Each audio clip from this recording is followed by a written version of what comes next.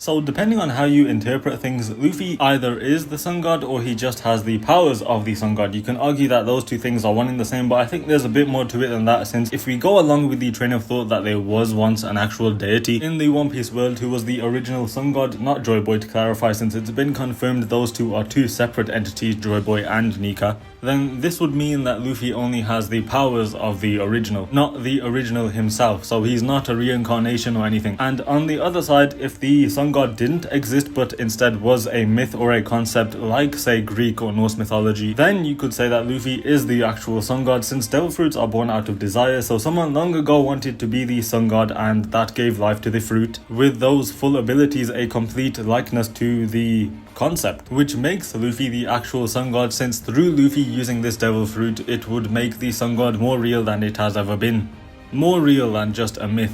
And again, Luffy wouldn't be a reincarnation if there was no original sun god to begin with. Either way, the giants are his biggest fans, and they are the last bastion, the last stronghold of that legend, so it would make sense if some of them want to mimic that greatness, and that would give rise to the current situation where there is a giant posing as the sun god. In this latest chapter 1127, the East Blue Straw Hats are in some kind of Lego realm and have just broken out of a castle and defeated a cat that can turn into a lion that wears a crown. Remember that crown, it's very important. And other, quote, giants in the area have noticed the disturbance that has been caused. And we also get a good look at the world tree Yggdrasil, which looks great, its branches sprawling across the sky, but it isn't quite as awe-inspiring as the glimpses that we have gotten in the past, although it hasn't been confirmed that this was Yggdrasil, but a huge tall monolithic structure on an island inspired by Nordic culture. What else could it be but the world tree? Also keep that in mind about Yggdrasil. We see that the town these other giants are talking from is also made out of Lego, and they say we should report this to the sun god, and there is no chance at all that Luffy is the one they are talking about here, because aside from whoever this is that is responsible for this conundrum they find themselves in, I don't think there are any other giants on the island who know about their arrival or abduction, kidnapping.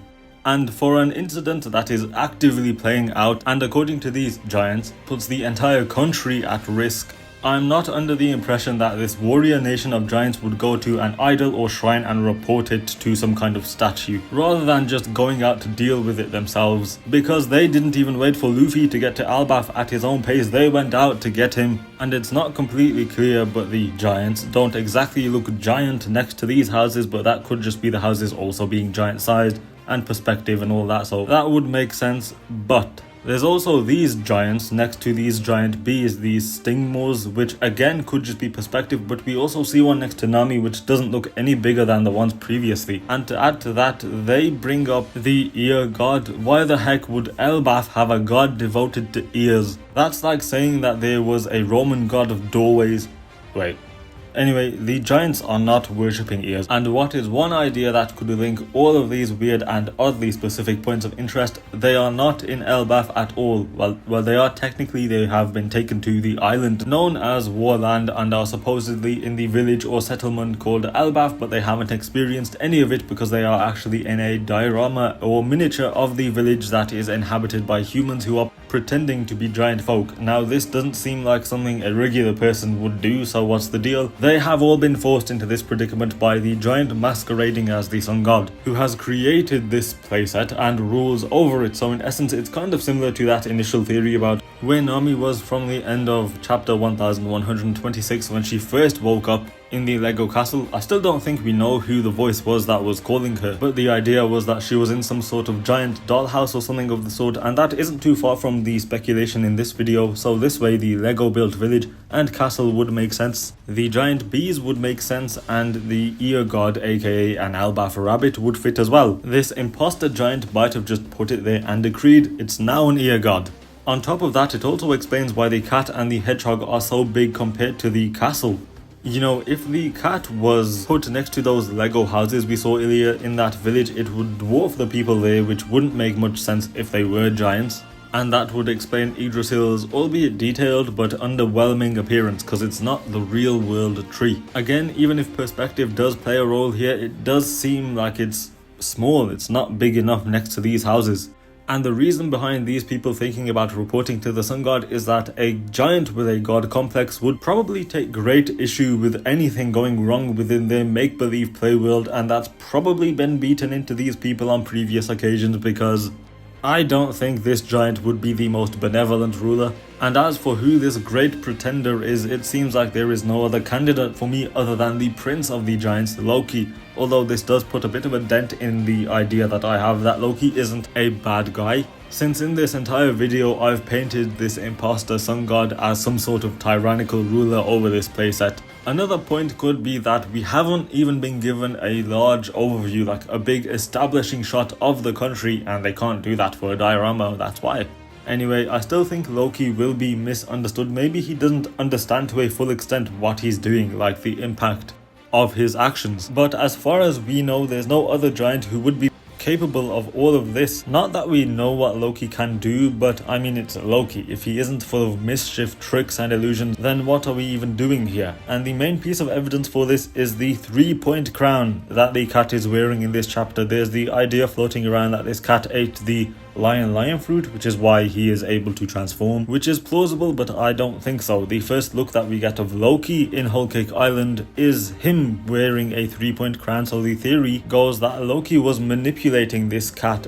I say he was manipulating rather than him being the cat itself, because after it was defeated, the crown disappears from its head, which I interpret as Loki losing his control or influence over the animal, and the transformation into a lion was thanks to Loki's abilities, who is infamous for shapeshifting in Norse mythology. Although I'm not that well versed on his abilities from the Norse lore, so I have no idea if he could control creatures and make them shapeshift, but I feel like some liberties can be taken in One Piece regarding what he can do, as long as that central idea, that core theme of mischief and trickery remains. But the question still remains how the Straw Hats on the Sunny and the Sunny itself were taken, and how they found themselves in the possession of Loki in this scenario. The absinthe that they drink is still important, I think, even though it seems to have been disregarded as the key. But the drink and Loki's shenanigans may go hand in hand, but that still doesn't explain how an entire ship is taken. Since the Sunny's canonical height is 56 meters, which is basically the height of an ancient giant, so 3 times almost the height of an average giant.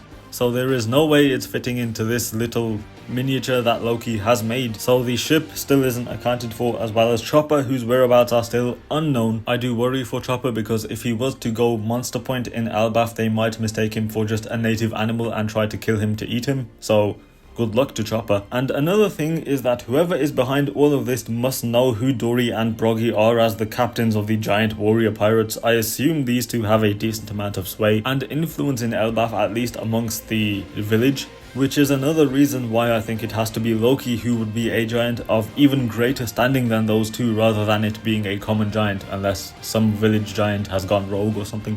So lastly is how they are getting out of this. I would not put it past Luffy and the others just pure brute forcing their way out of it, just like they've been doing so far actually with the ear god and the cat. I think the key lies with Luffy going Gear 5 and assuming the Nika form. Given that Loki would have already had an eye on them and is playing with them, he'll see Luffy and maybe stop his trickery himself. Given how everything has the potential to be made into a joke in One Piece, I can see a scenario where we meet Loki and the shot will zoom out to reveal his actual appearance, and he'll just be in his bedroom or something with this diorama next to him. I think there's a very strong chance that Loki has a very goofy design. I don't think there's any doubt, but I'm also very confident in saying that Loki is not going to be like any of the giants we have seen previously. He won't be that warrior, courageous, heroic type. He will be different, and from there, I've already said in previous videos, is that he'll play a very important role in Usopp's development throughout this arc, given the nature of his powers, which would most likely be a devil fruit. He won't be a frontline combatant like Luffy and the others. When we meet him, that is. Who knows how he'll change after his experience and growth alongside Usopp. I think there will be a lot of parallels between those two, like both Loki and Usopp being heavily misunderstood by the giants. I wonder how big of a plot point his past with Lola and Big Mom will play in this. From what we saw of that, he seemed more upset than angry with how that situation played out, and instead it was the rest of the country that got angry on his behalf, which is really cool. Imagine a whole country of warriors having your back to such an extent. That's another reason why I feel Loki can't be an entirely bad guy. But we will see. There's so many ideas circulating about him and this wider arc, like what if there are 9 giant tribes, like there are 9 giant realms in mythology, like the regular giants, the giants that Soul is from, he's not from Elbaf, the Yeti Cool brothers, the ancient giants, and whoever else. What if Loki and other giant royalty live at the top of the Yggdrasil world tree? There is a ridiculous amount of potential for this arc, and that's not even mentioning the greater plot, like the final road poneglyph, and any major lore drops. Maybe Law and Kid wash up here after their defeat. Maybe Mad Monk Uruge's story relevance starts here. We are 2 chapters in and I don't know if this is controversial, but Wano being as long as it was didn't bother me at all. Maybe that's because I caught up when Yamato was revealed, but that's beside the point. If Elbaf is as long as, or even longer than Wano, I would be okay with it.